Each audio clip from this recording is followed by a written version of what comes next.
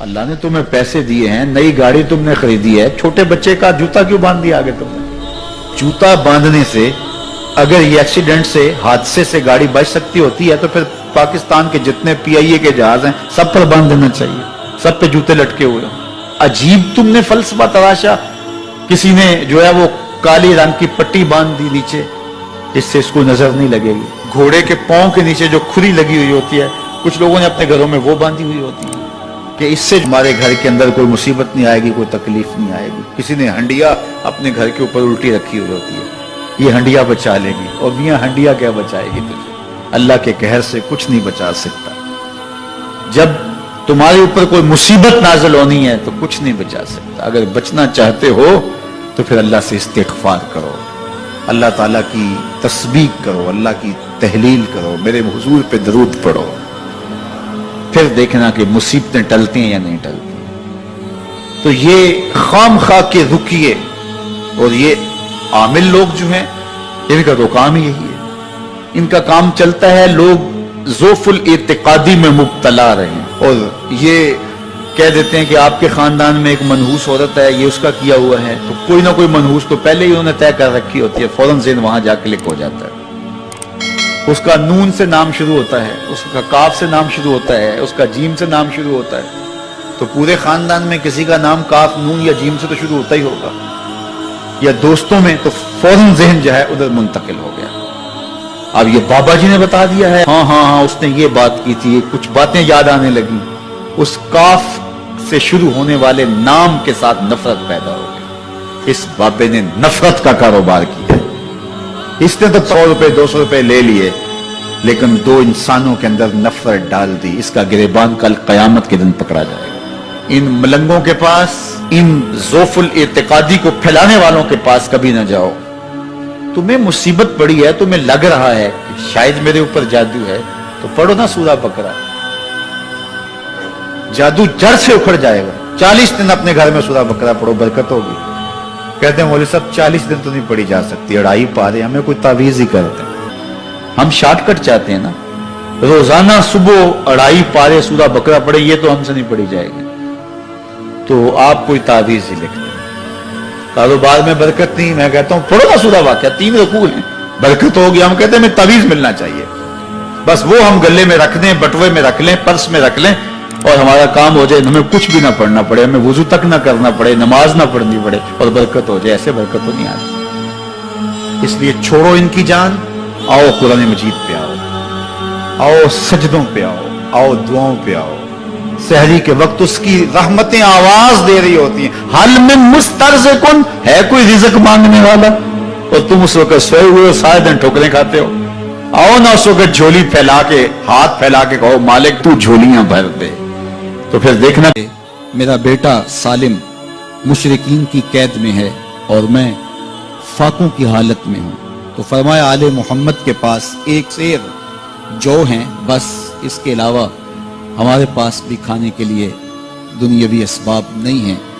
کہا صبر کرو اور اللہ سے ڈرو, اور لا حول ولا قوت الا باللہ کثرت کے ساتھ پڑھو. یہ ایسا وظیفہ ہے, ایک حدیث پاک میں آتا ہے کہ یہ 99 بیماریوں کا علاج ہے. اس میں سب سے کم درجے کی بیماری ہم اور غم ہے. یہ دکھوں کا مداوع ہے, مشکلات کا علاج ہے, اور یہ وظیفہ میرے حضور نے بتایا. حضرت ابو ذر غفاری رضی اللہ تعالیٰ عنہ کو حضور نے 5 چیزیں بتائی تھی. ان میں سے 5ویں چیز یہ تھی کہ ابو ذر کثرت کے ساتھ لا حول ولا قوت الا باللہ پڑھا کرو. فرمایا عرش الہی کے نیچے ایک خاص خزانہ ہے, یہ وظیفہ وہاں سے آیا ہے. یہ زندگی میں معمول بنا لو, جب پھنس جاؤ, مشکلات میں آ جاؤ, تو لا حول ولا قوت الا باللہ پڑھو, اللہ راستے کھولے گا. تو حضور نے 3 چیزیں فرمائی, اللہ سے ڈرو, صبر کرو, اور کثرت کے ساتھ لا حول ولا قوت الا باللہ پڑھو. وہ فرماتے ہیں کہ میں یہ عمل شروع کیا, ابھی گھر میں بیٹھا ہی تھا کہ دروازے پہ دستک ہوئی. تو میں اٹھا کہ دروازہ کھولوں, دیکھوں کہ کون ہے. تو دروازہ کھولا, دیکھا میرا بیٹا کھڑا ہے, اور اس کے پیچھے 100 اونٹ کھڑے ہیں. تو میں نے کہا کہ تم اور یہ اونٹ؟ کہا مجھے موقع لگ گیا, میں ان کی قید سے بھاگ آیا. وَيَرْزُقْهُ مِنْ حَيْثُ لَا يَحْتَسِبُ، وہ تمہیں وہاں سے رزق دے گا جہاں سے تمہیں گمان بھی نہیں۔ اس کے ہو کے تو دیکھو، اللہ اکبر، اللہ کے ہو جاؤ تو پھر وہ تمہاری ضرورتوں کا کفیل ہو جائے۔ فرمایا حضرت عبداللہ ابن مسعود رضی اللہ تعالیٰ عنہ نے کہ کسی شخص کو فقر و فاقہ آ جائے تو وہ لوگوں کو بتائے کہ میں آج کل بڑے مشکل حالات میں ہوں، ہر وقت لوگوں کو بتاتا رہے تو اس کی مشکل بڑھے گی، اس کی مشکلیں آسان نہیں ہوں گی اس طرح۔ اور اگر وہ اپنی اس مشکل کو کسی سے شیئر نہ کرے بلکہ مصلی بچھا کے اپنے رب سے کہے کہ مالک فقر و فاقہ آ گیا ہے اور اس کا علاج تیرے پاس ہے، اس مرض کا مداوع تیرے پاس ہے۔ حضرت عبداللہ ابن مسعود فرماتے ہیں کہ رسول کریم نے فرمایا جلد یا بدیر اللہ اس کو مالا مال فرما دے گا۔ یہ بھی کبھی کر کے دیکھو، مشکل آ جائے، فاقہ آ جائے۔ اور قرآن مجید کا دل سورہ یاسین ہے، جس نے ایک مرتبہ سورہ یاسین کی تلاوت کی اللہ 10 مرتبہ قرآن پڑھنے کا ثواب عطا کرے۔ اور کتنا بڑا اجر ہے، آپ ایک سال میں بھی شاید 10 قرآن مجید نہ ختم کر سکے اور سورہ یاسین پڑھیں تو 10 مرتبہ قرآن مجید پڑھنے کا ثواب نصیب ہوگا۔ تو اپنی صبح کا آغاز سورہ یاسین سے کیا کریں، نماز فجر کے بعد اشراق تک سورہ یاسین پڑھ لیا کریں۔ سورہ یاسین اگر آپ پڑھ کے اپنے دن کا آغاز کرتے ہیں، آپ کا سارا دن خیر سے گزرے گا۔ اس دن اگر کاروبار کریں گے تو برکت ہوگی، اس دن بہت ساری بیماریوں سے، آفات و بلیات ارضیہ و سماویہ سے بچے رہیں گے، لوگوں کے شر سے، حادثات سے محفوظ رہیں گے۔ میرے حضور نے ارشاد فرمایا قرآن مجید میں ایک سورت ہے جس کی 30 آیات ہیں، اگر کوئی شخص اس کی تلاوت کرتا ہے تو وہ سورت پڑھنے والے کی شفاعت کرتی ہے، اور اتنی بار شفاعت کرتی ہے کہ اس کو بخشوا کے چھوڑتی ہے۔ وہ سورت کون سی ہے؟ وَهِيَ تَبَارَكَ الَّذِي بِيَدِهِ الْمُلْكُ، یہ سورۃ الملک ہے، 30 آیتیں ہیں۔ جو شخص اس کی تلاوت کرے یہ اتنی بار سفارش اللہ کی بارگاہ میں کرتی ہے کہ اپنے پڑھنے والے کو بخشوا کے چھوڑتی ہے۔ تو اپنے دن کا آغاز سورہ یاسین سے کریں اور اپنی شب کا آغاز سورہ ملک سے کریں۔ سونے سے پہلے سورہ ملک کی تلاوت ضرور کر لیں، تو انشاءاللہ اس سے رات برکت سے گزرے گی۔ جس نے ایک دن میں 100 مرتبہ سبحان اللہ و بحمدہ پڑھا، کتنی مرتبہ؟ 100 مرتبہ کیا پڑھا؟ سبحان اللہ و بحمدہ، فرمایا کہ اس کے گناہ سمندر کی جھاگ کے برابر بھی ہوں تو اللہ معاف فرما دے گا۔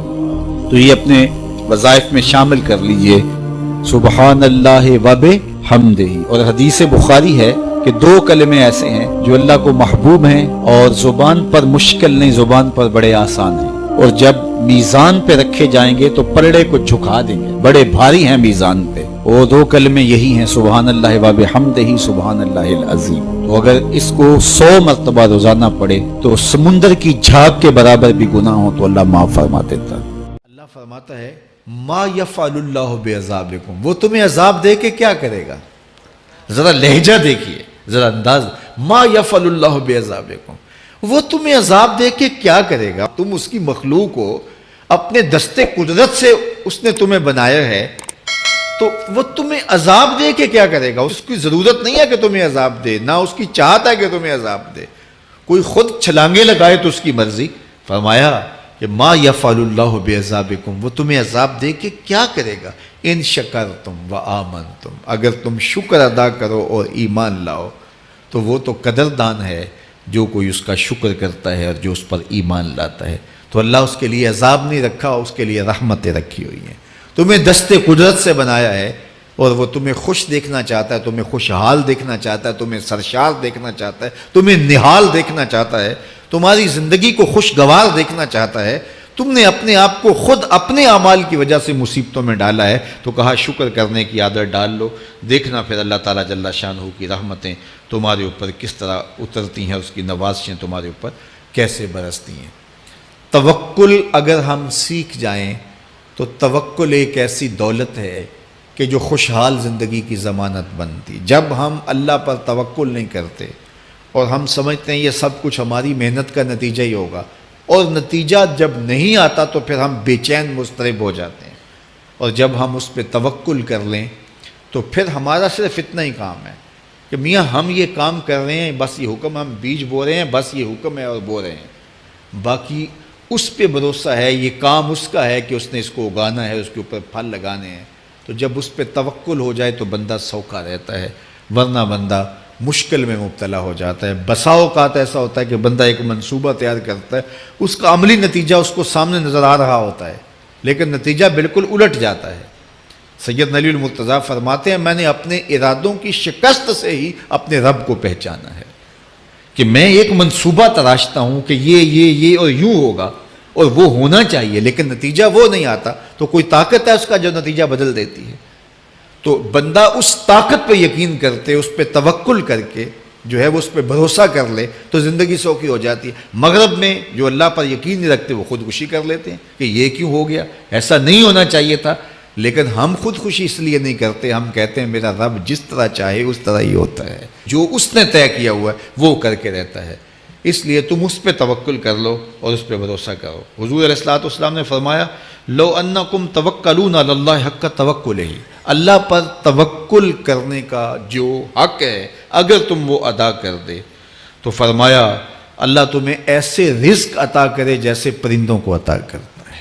ہمارا تو کاروبار ہے، یہ فیکٹری ہے، یہ دکان ہے، یہ ہماری نوکری ہے، ہم نے یہاں سے کمائی کرنی ہے۔ پرندوں کا کوئی کاروبار نہیں ہوتا، کوئی نوکری نہیں ہوتی، کوئی ٹھیا، کوئی اڈا نہیں ہوتا جہاں جا کے انہوں نے رزق کے لیے کوئی آغاز کرنا ہوتا ہے، بلکہ حضور نے فرمایا تغدو خماسا وتروح بطانا، جب وہ صبح گھر سے نکلتے ہیں تو خالی پیٹ نکلتے ہیں اور انہیں کوئی اپنی منزل کا تعین نہیں ہوتا، جدھر خیال آیا اڑ گئے ادھر، لیکن کبھی ایسا نہیں ہوا کہ شام کو خالی پیٹ واپس آئے ہوں، کہا وہ پیٹ بھر کے آتے ہیں۔ باہو بولے بن توکل پنچھی اڑ دے، خرچ نہ پلے زیرا ہو، جب گھر سے اڑتے ہیں تو ان کے پلے نہ کوئی خرچ ہوتا ہے، نہ راس المال ہوتا ہے، نہ کوئی اوزار ہوتے ہیں، نہ کوئی ہتھیار ہوتے ہیں، کچھ بھی نہیں ہوتا، یوں ہی گھر سے نکلتے ہیں، کبھی بھی خالی پیٹ نہیں آئے۔